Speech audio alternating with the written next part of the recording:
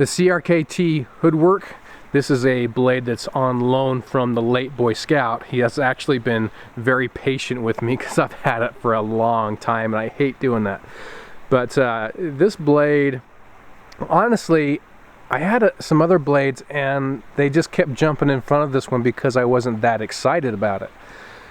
But I finally got around to testing it, and honestly, it surprised me. Here's a few specifics about the blade. It's 1095, and if you've ever worked with 1095 in the past, it's very reminiscent of probably what you would expect. I've been dealing with some higher end steels, very high end steels as of late, and I forgot how nice 1095 is in relation to how easy it is to sharpen and how it maintains a good edge. The ratio you get there, to me, is a very good one. The one thing about this blade steel, specifically with this blade, is I found it's pretty finicky with the environment. So I actually went out hiking a long time ago, and it was in the middle of the winter. It was kind of a moist day, and I never took the blade out of its sheath. This was riding in a Kydex sheath at the time, and I got home and was just left it in the sheath. When I took it out, it had some rust spots, and I think it was where the sheath was actually contacting the blade inside where it retained some moisture. But again, I never even took it out of the sheath and left it in my pack the whole time. So that's one thing to note. Another thing I was doing just recently actually was cutting some tomatoes. And after I cut the tomatoes, it was sitting there on the counter for a while I was doing the other food prep, and when I went to wipe the tomato juice off of it, it did stain the blade ever so slightly. So it's something that you'll have to manage and take care of, be a little cautious of when you're using this blade. For me, the tomato acid stains doesn't bother me at all. The rust, yeah, you'll have to keep on top of that. Blade, you can see it's got that drop point blade. It's almost, to me, a little bit reminds me of kind of that leaf shaped blade that Spyderco uses on a lot of their blades. Got some pretty nice belly there, and you've got these, the serrations. I don't like serrations on my fixed blades. In fact, generally, of all the blades I own, I think I have one with serrations.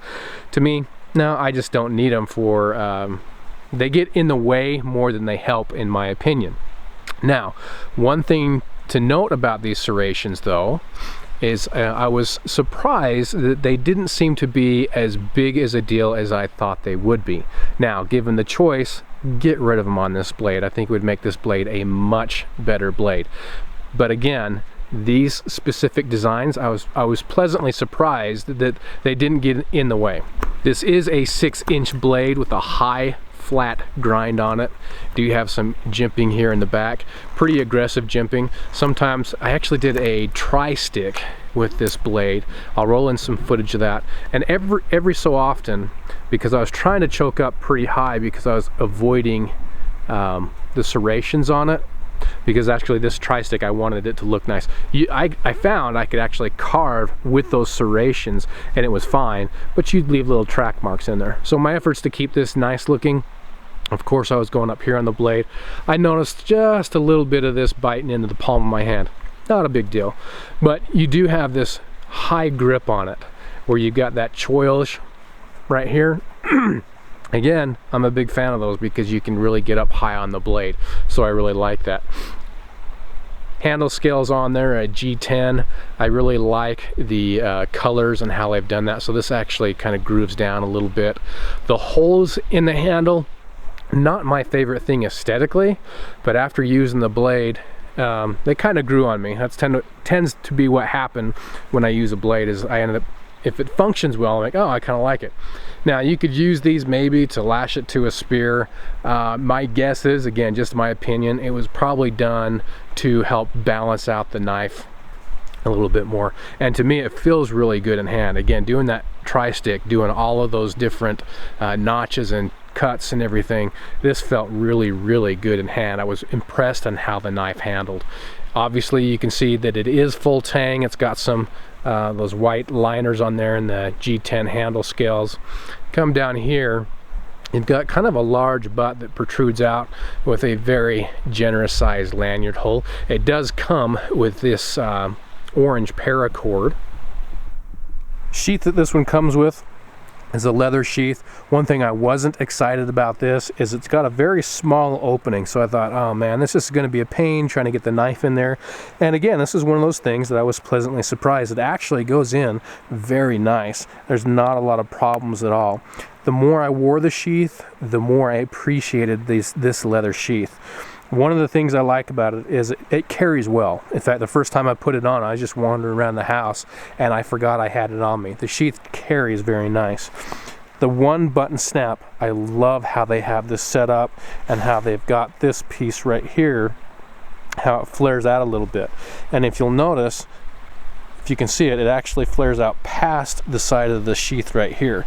Now, what I find with that is when you're going to unbutton it, you just, for me, I just hit the side of the sheath, follow that up until I hit that piece, take it out, boom, ready to use. So I really like the design of this leather sheath. Again, pleasantly surprised with it. You do have a pocket area up here if you want to carry something, maybe a fire steel, small fire steel, maybe a very small stone, something, whatever you need.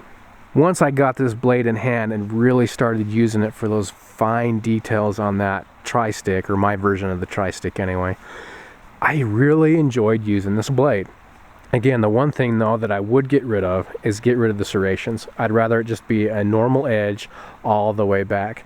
I think one, either offer the option, because right now I believe it only comes with the serrations. That said, the serrations it has, they're good serrations. I think it's a good choice.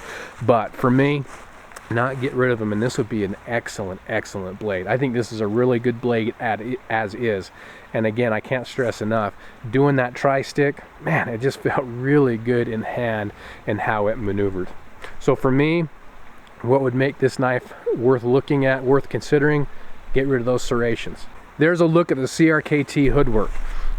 I don't think you should rule this one out just because of the serrations. It handles very well in hand.